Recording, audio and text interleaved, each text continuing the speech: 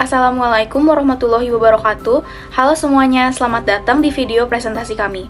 Kami adalah mahasiswa dari Fakultas Teknologi Industri Angkatan 24. Pada video ini, kami akan membahas sebuah topik yang sangat penting dan relevan, yaitu sustainability.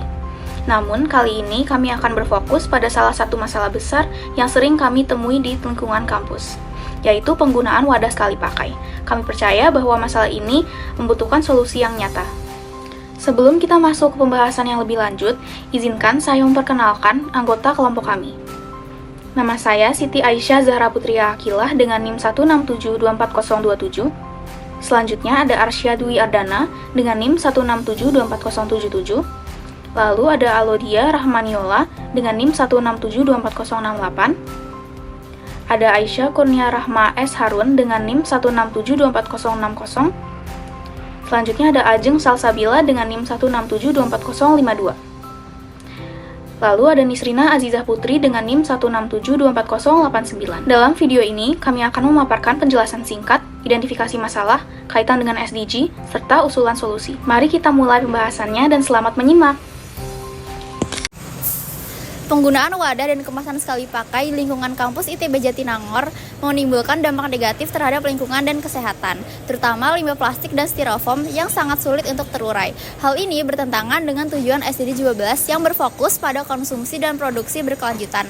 Kami telah mengusulkan solusi untuk mengatasi masalah di kampus ITB Jatinangor ini.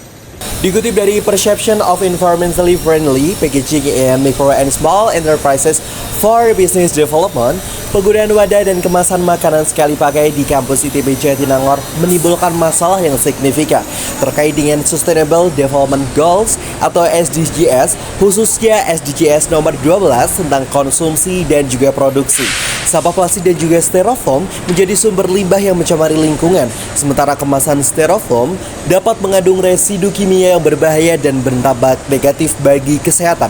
Alternatif kemasan yang ramah lingkungan terkendala oleh biaya yang lebih tinggi daripada kemasan plastik. Untuk mengatasi masalah ini diusulkan program 3R, Reduce, Reuse, dan juga Recycle. Langkah-langkah ini sejalan dengan upaya Indonesia untuk mencapai target pengurangan sampah dan mendukung pencapaian SDGs nomor 12 sehingga dapat menciptakan lingkungan yang lebih berkelanjutan dan meningkatkan kesadaran akan pentingnya keberlanjutan. Penggunaan wadah makanan plastik sekali pakai bertentangan dengan Sustainable Development Goals atau SDG nomor 12 yang berfokus pada konsumsi dan produksi yang bertanggung jawab. Berikut adalah alasannya. Yang pertama, adanya peningkatan limbah plastik. Wadah makanan plastik sekali pakai sulit terurai di lingkungan, membutuhkan ratusan tahun untuk terdegradasi. Hal ini meningkatkan jumlah sampah plastik yang mencemari tanah dan laut, bertentangan dengan prinsip konsumsi yang bertanggung jawab. Yang kedua, adanya ketergantungan pada sumber daya tak terbarukan. Plastik dibuat dari bahan baku seperti minyak bumi dan gas alam yang merupakan sumber daya tak terbarukan. Produksi besar-besaran plastik sekali pakai tidak sejalan dengan upaya menjaga keberlanjutan sumber daya. Yang ketiga, ada kurangnya praktik ekonomi sirkular. Wadah plastik sekali pakai biasanya tidak didaur ulang secara efektif. Hal ini tidak mendukung prinsip ekonomi sirkular, yaitu meminimalkan limbah dan memanfaatkan kembali sumber daya alam. Kaitan masalah ini dengan SDG target 12 adalah sebagai berikut. Yang pertama, target 12.4 yaitu dampak pada lingkungan atau ekosistem. Masalah yang terjadi adalah limbah sulit terurai yang menyebabkan pencemaran laut, tanah, dan udara. Kaitannya adalah berfokus pada usaha untuk mengolah bahan kimia dan limbah. Yang kedua, target 12.8 dan 12.1 yaitu pola konsumsi yang berkelanjutan. Masalah yang terjadi adalah wadah sekali pakai yang menyebabkan pola konsumsi tidak berkelanjutan.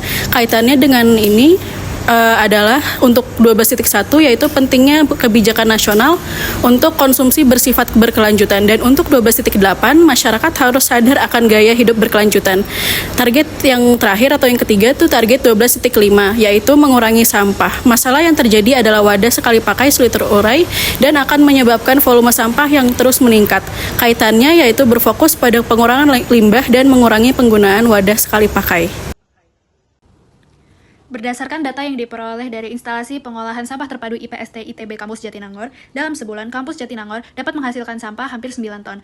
Pada tahun 2022, 72% dari perolehan sampah didominasi oleh sampah anorganik. urgensi penanggulangan masalah. Yang pertama, problem ini meningkatkan limbah padat. Dalam sebuah penelitian yang diadakan di Kota Padang, mengidentifikasi bahwa sebagian besar sampah styrofoam dibuang ke tempat pembuangan akhir tanpa ada pengelolaan yang efektif, yang berkontribusi kepada peningkatan limbah padat. Yang kedua, hal ini tidak sesuai dengan prinsip produksi dan konsumsi berkelanjutan, di mana penggunaan wadah sekali pakai mencerminkan sistem linear, bukan sistem sirkular yang berfokus pada efisiensi sumber daya dan minimasi limbah. Salah satu studi yang terkait menunjukkan bahwa jenis sampah yang paling banyak dihasilkan oleh mahasiswa UNES adalah sampah berbahan plastik. Kami menyebarkan kuesioner dengan tujuan untuk melihat tingkat penggunaan wadah sekali pakai di antara mahasiswa, serta untuk melihat tingkat minat mahasiswa dengan program mengurangi sampah.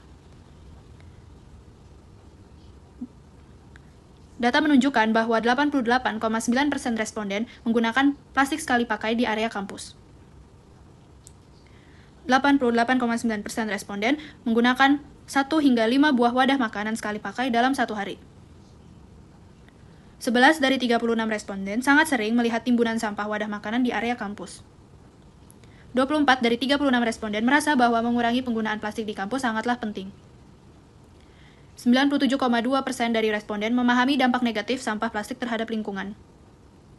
69,4% dari responden bersedia untuk mengurangi, bahkan sepenuhnya berhenti untuk menggunakan plastik sekali pakai. Bisa dilihat bahwa botol plastik minuman serta kantong plastik adalah jenis-jenis sampah yang paling sering terlihat di area kampus. 11 dari 26 responden sangat setuju jika kantin kampus menerapkan kebijakan pembeli harus membawa wadahnya sendiri.